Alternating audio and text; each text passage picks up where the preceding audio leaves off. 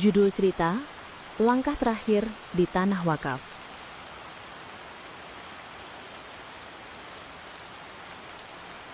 Hari itu langit mendung menggantung di atas kampung kecil bernama Kampung Paritiga. Hawa lembab setelah hujan pagi masih terasa, dan angin sore meniupkan bau tanah basah yang samar. Seorang pemuda bernama Raffi baru saja sampai di rumah neneknya setelah menempuh perjalanan 2 jam dari kota. "Nek, Raffi dah sampai," katanya sambil mencium tangan neneknya yang sudah keriput. Neneknya, Mak Limah, tersenyum. "Alhamdulillah, kau datang juga, cucu. Nenek memang nak minta tolong sikit." Raffi menaruh tasnya di ruang tamu yang sederhana, kemudian duduk di tikar rotan sambil meminum segelas teh panas yang disiapkan nenek. "Apa dia tolong tuh, Nek?" Mak Limah menghela nafas pelan. "Esok kau tolong nenek hantar bunga dan bacakan Yasin kat kubur arwah atu kau ya. Kubur tuh kat tanah wakaf dekat hujung kampung, dekat sungai." Raffi mengangguk. Itu bukan permintaan aneh, dan ia tak pernah keberatan dengan hal seperti itu. Sejak kecil, ia memang sering menemani neneknya ke makam untuk berziarah. Namun kali ini, Mak Limah menatapnya dengan tatapan serius. "Tapi jangan sampai ke sana waktu maghrib. Pastikan kau pergi lepas asar dan balik sebelum matahari terbenam." Raffi mengerutkan dahi. "Kenapa, Nek? Nenek takut apa?" Mak Limah memandang keluar jendela. Suaranya merendah. "Tanah wakaf tuh bukan macam dulu. Sekarang dah lain. Sejak orang kampung jumpa mayat budak terapung dekat kuburan, ramai dah tak berani lalu situ waktu senja." Raffi tersenyum kecil. "Nenek percaya cerita macam itu?" Mak Limah menatapnya dalam-dalam. "Nenek tak minta kau percaya. Nenek minta kau dengar." Malam itu Raffi tidur di kamar lamanya yang masih dihiasi lukisan dan foto masa kecil. Tapi kata-kata neneknya bergema di kepalanya. Keesokan harinya, selepas sholat asar, Raffi mengenakan baju koko dan sarung, membawa seikat bunga melur dan sebotol air mawar. Ia berjalan kaki melewati sawah yang membentang hijau, menuju tanah wakaf yang terletak di ujung kampung. Jalan menuju ke sana sunyi, hanya terdengar suara jangkrik dan sesekali burung yang berterbangan dari semak. Ketika sampai di pintu pagar kecil tanah wakaf, langit sudah mulai berubah warna kejingkaan.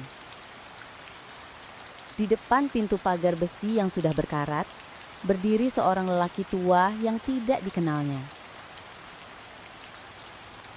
"Assalamualaikum," sapa Raffi. Lelaki tua itu hanya mengangguk. Wajahnya tirus dan matanya tajam menatap Raffi dari kepala sampai kaki. "Nak buat apa datang sini petang-petang?" tanyanya datar. "Saya nak ziarah kubur atuk saya. Tak lama pun." Orang tua itu memandang langit, kemudian berkata pelan, "Jangan lama, hari ini malam Jumat." Raffi mengangguk. "Baik, Paci." Ia melangkah masuk ke area pemakaman. Bau dupa dari ziarah sebelumnya masih terasa samar. Ia mencari batu nisan arwah atuknya yang sudah ia kenali dari dulu. Batu kecil dengan ukiran tangan. Saat mulai membacakan Yasin, angin bertiup lebih kencang. Daun-daun pohon kemboja berguguran perlahan dan suara binatang malam mulai terdengar meski matahari belum sepenuhnya tenggelam. Raffi tetap tenang. Namun, saat sampai di ayat ke-40, ia mendengar bunyi seperti langkah kaki di belakangnya. Pelan, tertata, seperti seseorang yang berjalan di antara batu nisan. Raffi menoleh cepat. Tak ada siapa-siapa. Ia kembali ke bacaannya. Tapi suara itu terdengar lagi. Kali ini disertai suara air menetes, seperti seseorang yang basah kuyup berjalan mendekat.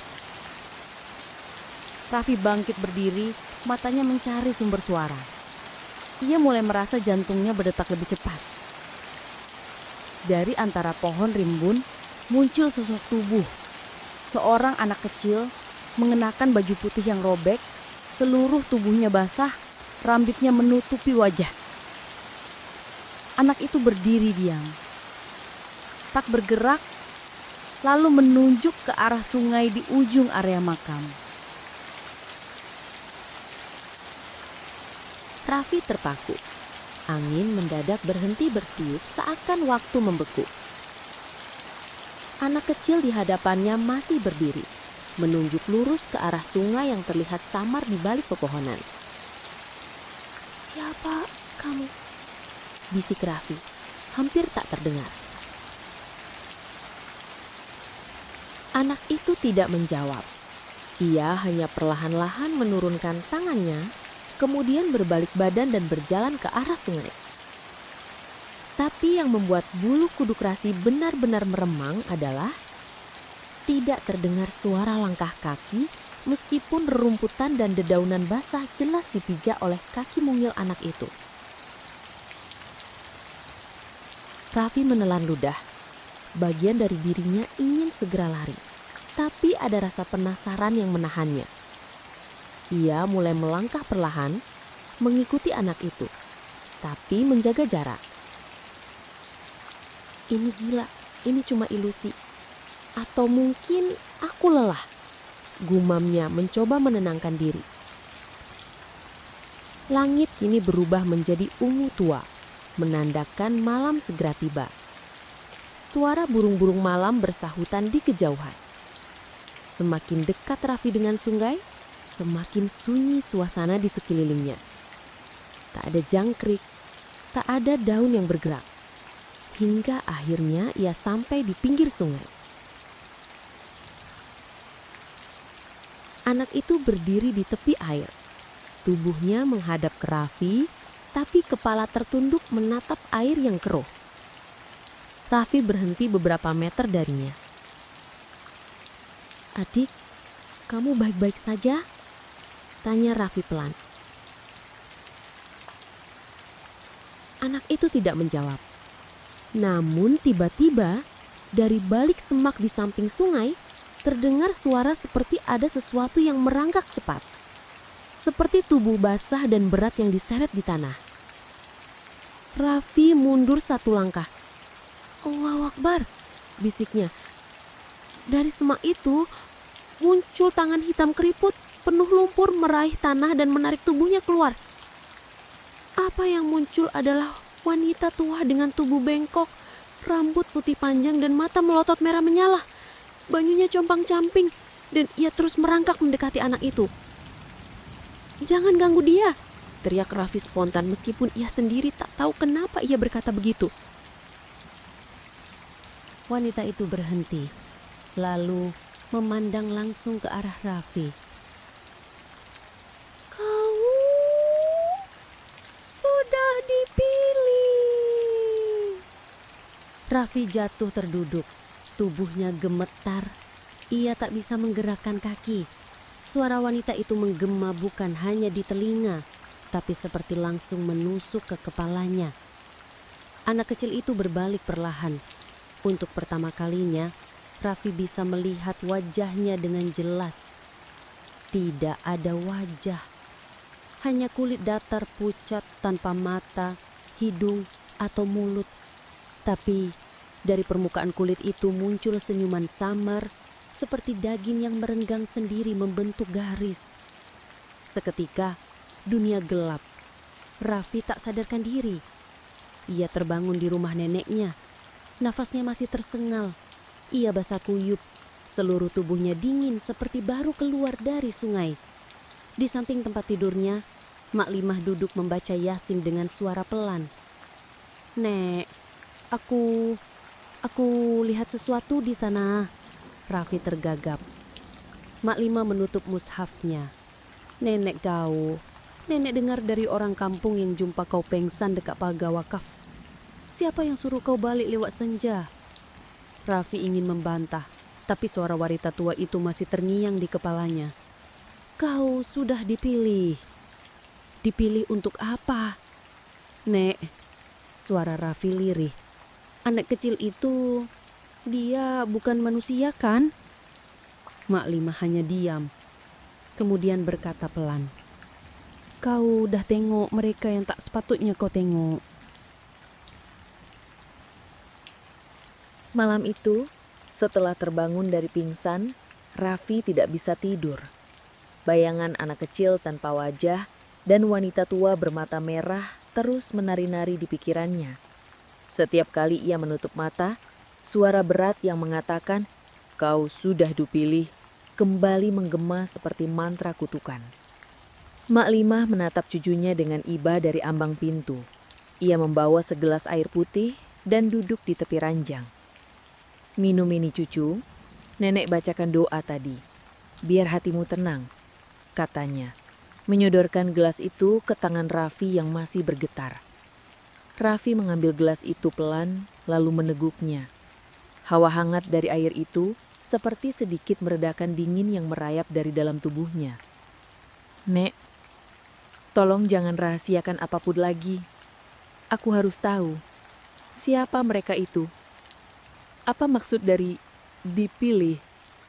Mak Limah menarik nafas panjang. Wajah tuanya yang biasanya teduh, kini berubah murung. Ia menatap keluar jendela ke arah hutan bambu yang mengelilingi pekarangan rumah. Tempat itu dulu bukan tanah perkuburan, Raffi. Tanah itu dulunya adalah kuburan lama, sangat lama. Zaman dulu sebelum ada catatan. Orang kampung dulu menyebutnya tanah wakaf bisu. Bukan karena tak ada yang dimakamkan, tapi karena tak ada yang mau bicara tentangnya. Kenapa? Karena setiap orang yang mencoba bicara akan dipanggil. Raffi menggigit bibir bawahnya. Ia merasakan hawa dingin merambat lagi di tengkuknya. Dan anak kecil itu, siapa dia? Tanya Raffi lagi. Mak Limah terdiam lama.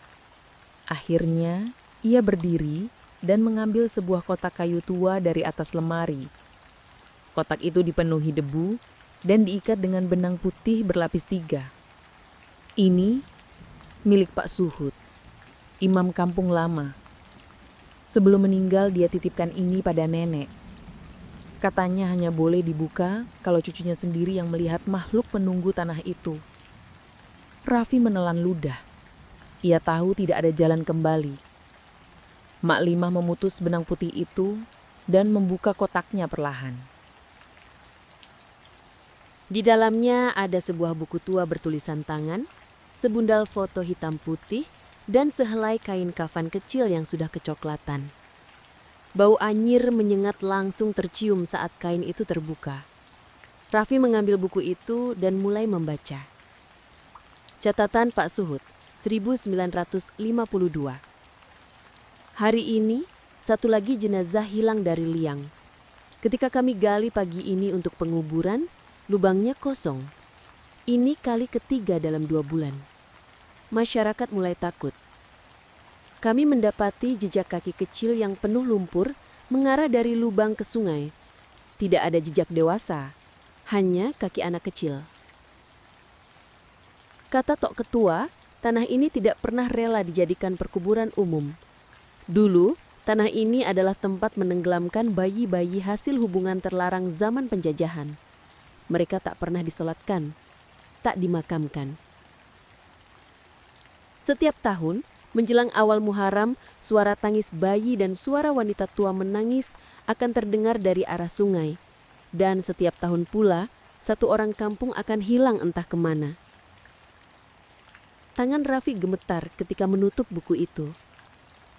"Nek, tahun ini Muharram mulai minggu depan kan?" Mak Limah mengangguk perlahan, wajahnya pucat. "Dan tahun ini baru pertama kali dalam hidupmu kau lihat mereka." Malam semakin larut. Raffi duduk sendirian di teras, menatap langit gelap. Udara seperti semakin berat. Hutan bambu di sekeliling pekarangan rumah bergoyang pelan meskipun angin tak terasa. Tiba-tiba terdengar suara ketukan di pagar depan. Tok tok tok. Raffi berdiri perlahan. Matanya mengarah ke pagar kayu tua yang berderit. Di luar sana terlihat sesosok anak kecil berdiri diam. Sama seperti kemarin, tubuh kecilnya terlihat seperti memantulkan cahaya rembulan. "Jangan buka pagar," teriak Mak Limah dari dalam. Tapi pagar itu terbuka sendiri. Pagar kayu itu berderit pelan, terbuka perlahan seperti diseret oleh tangan-tangan tak kasat mata. Raffi terpaku di tempatnya, seolah tubuhnya tak lagi tunduk pada kehendaknya sendiri. Anak kecil itu masih berdiri diam di ambang gerbang. Kali ini wajahnya terlihat, atau lebih tepatnya tidak ada wajah. Kulit halus dan pucat membentang mulus dari dahi hingga dagu. Tak ada mata, hidung, atau mulut. Namun entah bagaimana, Raffi bisa merasakan anak itu sedang menatapnya. Langkah kaki kecil itu mulai mendekat. Tok, tok, tok. "Raffi, masuk cepat!" teriak Mak Limah dari dalam rumah. Namun Raffi tidak bisa bergerak. Matanya terkunci pada sosok kecil itu. Semakin dekat anak itu melangkah, semakin dingin udara malam terasa. Nafas Raffi mulai membeku, keluar seperti uap tipis. Anak itu berhenti tepat di hadapannya, lalu mengangkat tangannya yang mungil, menunjuk ke arah sungai di belakang tanah wakaf. Tak ada suara, hanya isyarat. Seketika, dunia di sekitar Raffi menggelap. Suara jangkrik menghilang, udara seperti menguap. Suaranya sendiri terdengar jauh ketika ia bertanya, "Apa yang kau mau dariku?" Anak itu hanya menunduk, lalu menghilang seperti kabut tertiup angin. Di pagi harinya Mak Limah membawa Raffi ke rumah Pak Guru Naim, salah satu tetua kampung yang dikenal memahami hal-hal gaib. Di ruang tamunya yang dipenuhi aroma kayu gaharu, Pak Naim membuka lembaran demi lembaran kitab tua. "Ini bukan sekadar gangguan makhluk halus," katanya sambil mengelus janggut putihnya. "Kau telah diwarisi sesuatu." "Apa maksudnya?" tanya Raffi bingung. "Keturunanmu dari garis laki-laki adalah penjaga terakhir gerbang tanah itu. Dulu, kakek buyutmu adalah tukang gali kubur pertama di sana. Tapi, dia bukan hanya penggali. Dia adalah penjaga batas antara dunia ini dan mereka yang ditenggelamkan dengan dosa." Mak Limah menunduk. "Aku tahu ini, tapi aku tak sanggup cerita dulu. Aku ingin kau hidup biasa." Pak Naim menyela. "Tapi sudah terlambat. Saat wajahmu terlihat oleh si kecil itu, kau terikat perjanjian lama." "Lalu, apa yang harus aku lakukan?" Raffi bertanya lemah.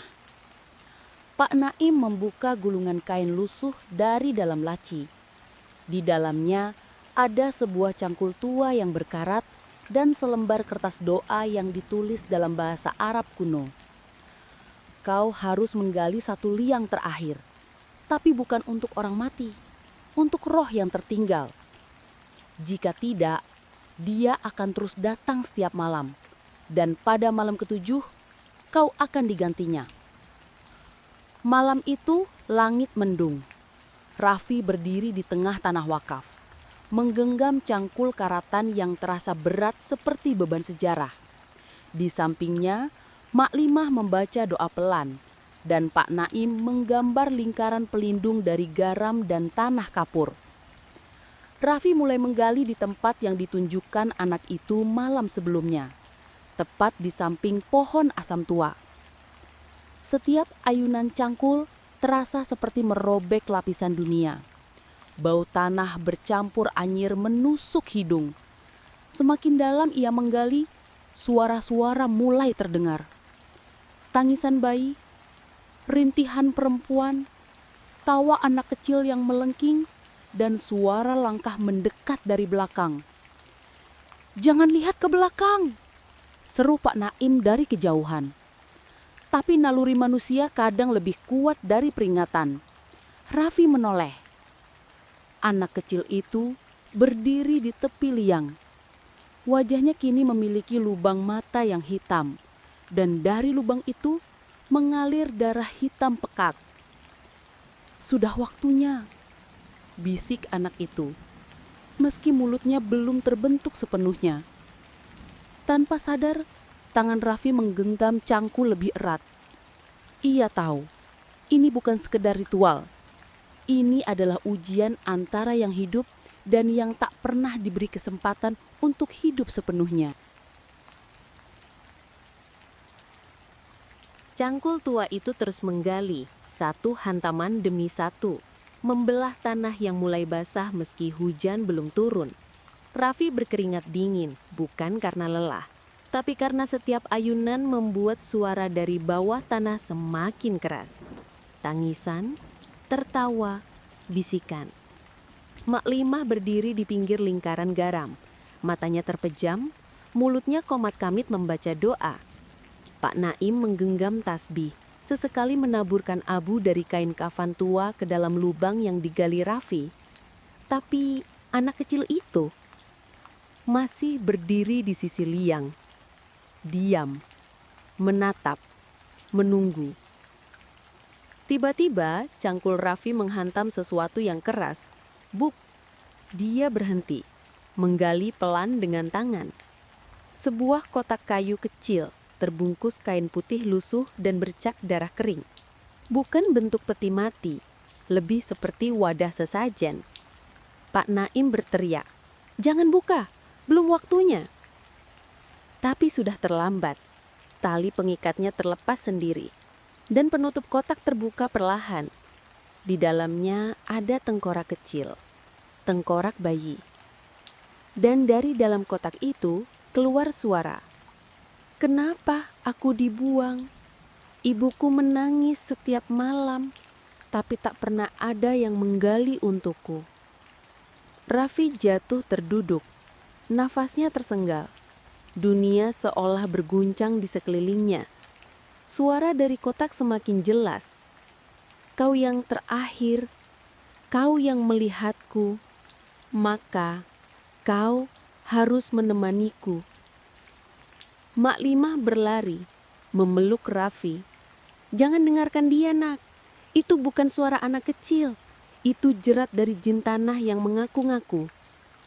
Pak Naim segera menaburkan garam ke dalam kotak lalu menutupnya kembali dengan doa yang dibacanya cepat. Langit mendadak gelap, petir menyambar. Tapi suara anak itu tidak berhenti.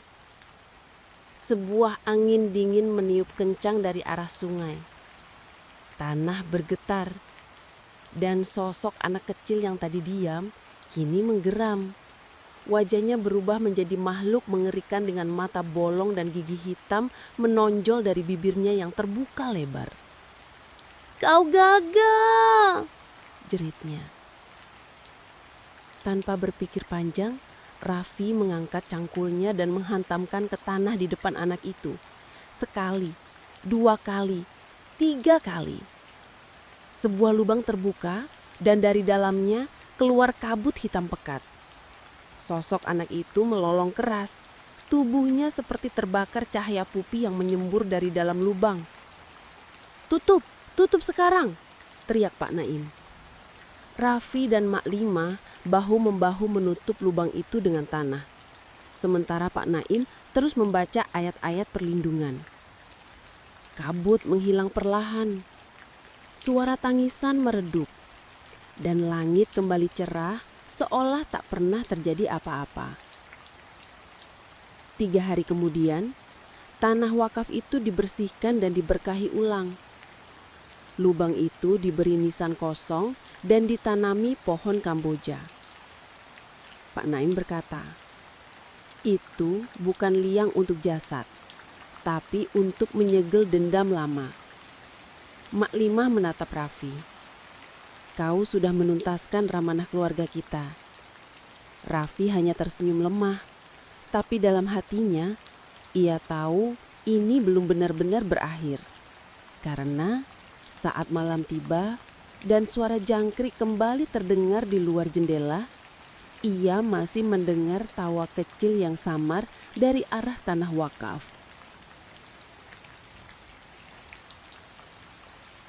Sudah seminggu berlalu sejak kejadian malam penggalian itu. Raffi berusaha kembali menjalani hidup seperti biasa. Tapi setiap malam ia tidur, mimpi yang sama menghantamnya. Ia melihat sebuah jembatan tua, kabut yang menyelimuti, dan suara anak kecil yang memanggil dari kejauhan. "Abang belum selesai, tolong aku." Setiap kali Raffi terbangun, tubuhnya dingin, keringat membasahi bantal, dan hatinya sesak oleh rasa bersalah yang tak bisa dijelaskan. Suatu pagi, saat Raffi sedang menyapu halaman rumah, Mak Limah datang tergesa-gesa membawa secarik kain kafan yang terlipat rapi. "Nak, nenekmu yang dulu-dulu pernah tinggalkan ini, wasiat. Katanya hanya boleh dibuka kalau tanah wakaf itu sudah dibersihkan." Raffi membuka kain itu perlahan. Di dalamnya ada sebuah surat bertuliskan tangan Arab Melayu tua. Hampir pudar, tapi masih bisa dibaca. Barang siapa yang menggali dan menemukan tengkorak si kecil, jangan hanya menutup kembali, tapi antar ia ke asalnya. Sungai Batu Lembah, di bawah jambatan tua. Disitulah jasadnya dibuang. Disitulah ia harus dikembalikan sebelum ia mencari pengganti. Jantung Raffi berdetak lebih kencang. Jembatan tua, sungai, sama seperti dalam mimpinya. Pak Naim datang saat sore menjelang. Setelah membaca isi wasiat itu, ia mengangguk pelan. Kalau benar, kita harus mengantarnya malam ini. Jangan tunggu malam Jumat Kliwon. Energinya akan terlalu kuat. Raffi bertanya lirih.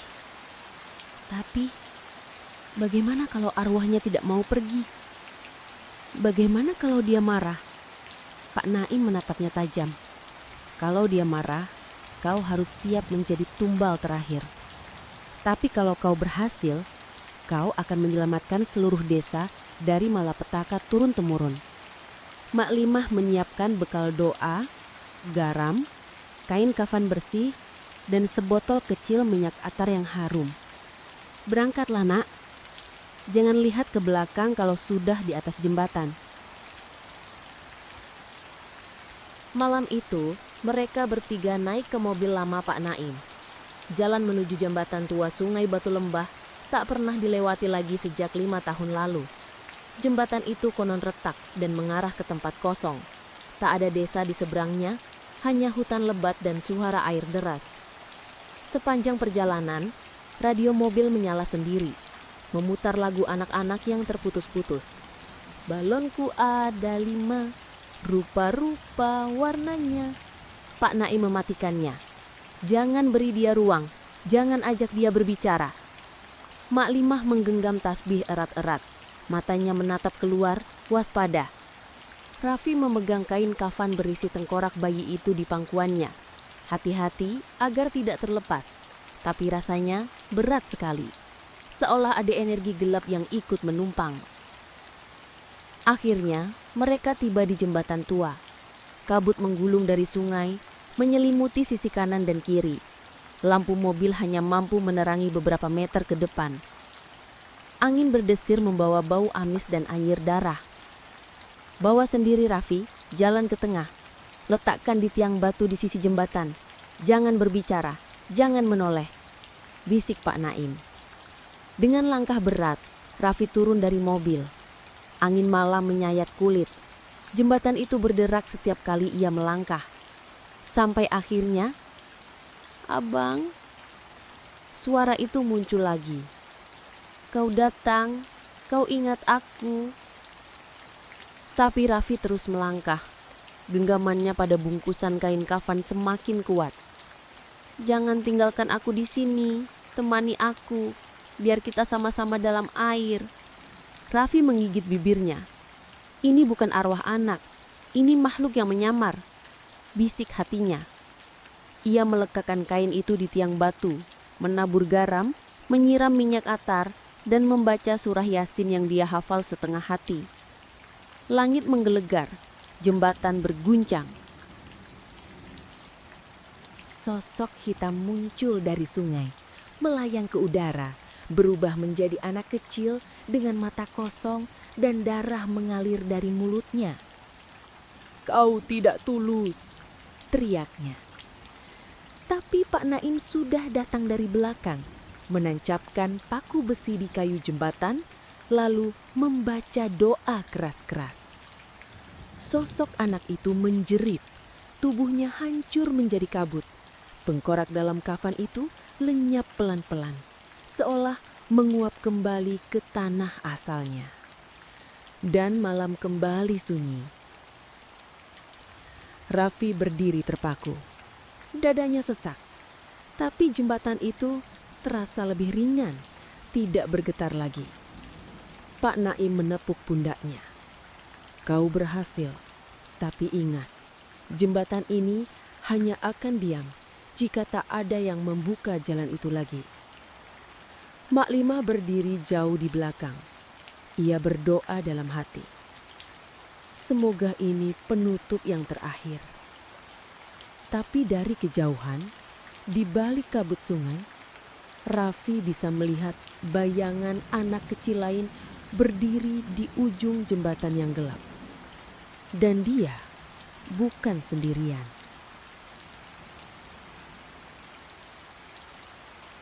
Setelah kejadian malam di jembatan tua, suasana desa berubah. Angin terasa lebih sejuk, azan subuh terdengar lebih jelas, dan suara burung kembali ramai di pagi hari. Orang-orang mulai berani melewati tanah wakaf tanpa merasa merinding. Seolah-olah beban yang selama ini menyelimuti desa sudah terangkat. Namun bagi Raffi, semua itu belum selesai. Sejak malam penyerahan tengkorak di jembatan, ia mulai mendengar bisikan baru. Kali ini bukan suara anak kecil, tapi suara wanita. Pelan, serak, dan penuh dendam. "Kami tidak pernah dikubur. Tanah ini menolak kami." Raffi mencoba mengabaikannya.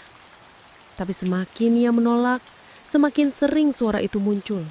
Di kamar mandi, di halaman rumah, bahkan di sela-sela sholat. Mak Limah akhirnya memanggil Ustadz Rauf, seorang ulama sepuh yang tinggal di kampung sebelah. Setelah mendengarkan cerita Raffi, wajah Ustadz Rauf mengeras.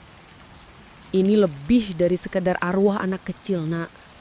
Ini tentang dosa masa lalu yang belum ditebus." Ia kemudian bercerita tentang sejarah lama tanah wakaf itu.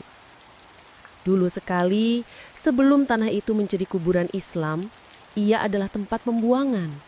Saat penjajahan, banyak wanita dan anak-anak dibantai dan dikubur massal di sana. Bukan dengan pemakaman yang layak, melainkan dibuang seperti sampah. Konon, saat tempat itu akan dijadikan tanah wakaf, beberapa orang tua desa lama sudah memperingatkan, "Jangan ganggu tanah ini. Bukan semua yang tertanam di sini beragama Islam." Namun karena butuh tempat pemakaman, tanah itu tetap dijadikan tapak kubur hanya dengan sedikit doa dan tanpa penggalian untuk membersihkan jasad lama. Itulah sebabnya tanah itu tidak pernah damai, ujar Ustadz Rauf lirih. Raffi tercekak. "Jadi yang aku bawa malam itu bukan yang satu-satunya?" Ustadz Rauf mengangguk. "Mereka semua sekarang tahu kau yang membuka kembali luka lama. Dan mereka tak akan diam." Malam itu Raffi bermimpi lagi. Ia berada di tanah kubur yang bersinar terang oleh bulan purnama. Tapi semua batu nisan terbalik. Ada suara orang merintih dari dalam tanah. Tiba-tiba, sebuah tangan pucat muncul dari tanah, mencengkeram kakinya. Lalu yang lain, dan lainnya lagi. "Tolong kuburkan kami dengan benar. Berikan kami air doa. Jangan biarkan kami terus terbakar di dalam tanah ini." Raffi terbangun sambil menjerit. Dadanya sesak, bibirnya berdarah karena tergigit. Dan di lantai kamar, ada jejak lumpur seperti seseorang baru keluar dari tanah dan berjalan ke arahnya. Pagi itu, Ustadz Rauf memutuskan untuk mengadakan ritual pembersihan tanah secara besar-besaran. Seluruh warga diminta ikut membaca doa, membawa air yasin, dan berdiri mengelilingi tapak wakaf. Tapi sebelum ritual dimulai, seekor burung gagak hitam besar terbang rendah, memekik, dan menjatuhkan potongan tulang kecil di tengah kumpulan orang. Anak kecil yang melihatnya menangis ketakutan. Dan dari dalam tanah, asap tipis mulai muncul. Mereka tidak mau didoakan, mereka minta keadilan. Pak Naim berteriak. Cepat mulakan sebelum mereka menuntut dengan cara lain. Saat doa dimulai, tanah mulai berguncang perlahan. Hawa panas menyelimuti seluruh area meski matahari belum muncul sepenuhnya. Raffi berdiri paling depan bersama Ustadz Rauf.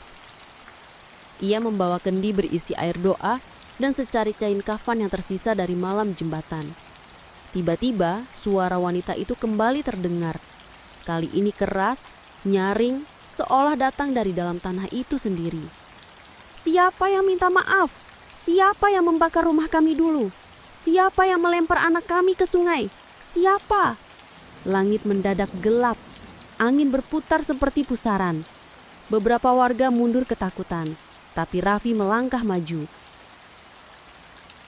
Aku yang meminta maaf. Kalau harus ada yang membayar, biar aku, teriaknya. Lalu ia menyiram kendi air doa ke tanah, memercikannya ke setiap sisi, dan menancapkan tongkat kayu dengan surah Yasin yang terikat di ujungnya ke tengah tanah. Semua menjadi diam. Lalu, suara tangisan terdengar. Tapi kali ini bukan menakutkan. Tangisan lega. Tangisan seseorang yang akhirnya dibebaskan. Tanah menjadi tenang. Kabut hilang, angin berhenti. Dan gagak hitam itu terbang tinggi, menjauh, tak kembali lagi. Setelah kejadian itu, tanah wakaf menjadi lebih tenang. Tidak ada lagi bisikan, mimpi buruk atau penampakan. Tapi Ustadz Rauf memberi pesan terakhir kepada Raffi. Jika suatu hari kau melewati tanah itu dan merasa angin berhenti sejenak, jangan bersuara. Mereka sedang lewat. Biarkan mereka pergi. Dan Raffi pun tahu, beberapa luka tidak bisa disembuhkan, tapi bisa diredakan. Beberapa minggu setelah pembersihan tanah wakaf, suasana desa benar-benar berubah. Anak-anak kembali bermain di halaman masjid. Warga tidak lagi mempercepat langkah ketika melewati area kuburan. Dan suara azan terdengar lebih merdu dari biasanya. Semua seakan kembali normal. Namun Raffi merasa ada yang masih tersisa. Setiap kali ia melewati tanah wakaf sendirian, bau bunga Kamboja samar-samar tercium. Tidak kuat, tapi cukup untuk membuat bulu kuduk berdiri. Suatu malam, saat hujan rintik turun membasahi desa, Raffi bermimpi lagi. Dalam mimpi itu, ia duduk sendirian di tengah tanah wakaf, dikelilingi ratusan batu nisan yang membentuk lingkaran. Angin berhenti, langit mendung, dan tak ada suara sama sekali. Lalu seorang wanita muncul, mengenakan telekung putih lusuh. Wajahnya tertutup rambut panjang basah. Ia berjalan pelan ke arah Raffi sambil memegang sehelai kain kafan yang kotor darah. Kau sudah mendoakan mereka, tapi bukan aku. Raffi terbangun dengan nafas terengah-engah. Wajahnya basah oleh keringat. Dan di bawah bantalnya ada helai rambut panjang dan basah. Keesokan harinya, Raffi mendatangi Mak Limah. Ia menceritakan semua mimpinya. Mak Limah terdiam lama. Wajahnya pucat. Raffi, aku belum pernah ceritakan ini ke siapa-siapa. Tapi sebelum tanah itu jadi tanah wakaf, ada satu makam yang selalu dibiarkan tanpa nisan. Orang bilang itu makam seorang wanita hamil yang diperkosa dan dibunuh oleh tentara. Karena aib, jasadnya dikubur diam-diam oleh keluarganya dan tidak pernah dimandikan atau disolatkan. Makam itu katanya masih di sana, terkubur di bawah pojok paling belakang tanah wakaf. Raffi merasa dingin menyelimuti seluruh tubuhnya. Ia sadar, ritual pembersihan kemarin tidak mencakup makam tanpa nama itu. Malam itu, ia membawa cangkul dan lampu minyak. Bersama Pak Naim dan 2 pemuda masjid, mereka mencari makam yang dimaksud. Lokasi pojok belakang itu sudah ditumbuhi rumput liar tinggi dan tak pernah dibersihkan sejak bertahun-tahun lalu. Setelah menggali sekitar 1 meter, mereka menemukan kain kafan lama yang nyaris hancur. Di dalamnya, hanya tulang belulang yang masih utuh. Dan di sisi tengkorak, ada bekas luka retakan besar. Tanda kematian yang penuh kekerasan. Raffi menutup mata. Kita sholatkan dia, kita bersihkan dia, sekarang juga. Malam itu, dengan hujan rintik yang masih turun, mereka memandikan jasad itu dengan hati-hati, meski hanya tulang. Ustadz Rauf dipanggil mendadak dan mereka melakukan sholat jenazah di bawah pohon ketapang tua. Selesai sholat, Raffi menunduk dalam dan berkata, "Maafkan kami yang membiarkanmu sendiri begitu lama." Lalu, seakan angin menyambut ucapannya, aroma melati menguar pelan, menggantikan bau tanah basah. Setelah malam itu, tidak pernah ada mimpi buruk lagi. Tidak ada jejak lumpur di kamar. Tidak ada bisikan wanita. Bahkan burung gagak yang sering melintasi langit desa tak pernah muncul lagi. Raffi mulai merasa tenang. Tapi ia tahu, bukan berarti semua sudah selesai. Ustadz Rauf suatu hari menemuinya dan berkata, "Tanah itu akan selalu menyimpan kisah. Kau boleh tenang, tapi jangan pernah lupa. Karena mereka hanya tenang selama kita ingat dan mendoakan. Begitu lupa, mereka akan menuntut lagi." Beberapa bulan kemudian, makam tanah wanita tak bernama itu diberi batu nisan sederhana. Di atasnya tertulis, "Hamba Allah yang tak sempat disolatkan, maafkan kami yang terlambat." Dan setiap malam Jumat, Raffi selalu datang membawa bunga. Ia duduk di sisi nisan itu sambil membaca Yasin, tak peduli hujan atau panas. Ia tahu beberapa arwah tidak butuh dibebaskan. Mereka hanya ingin dikenang.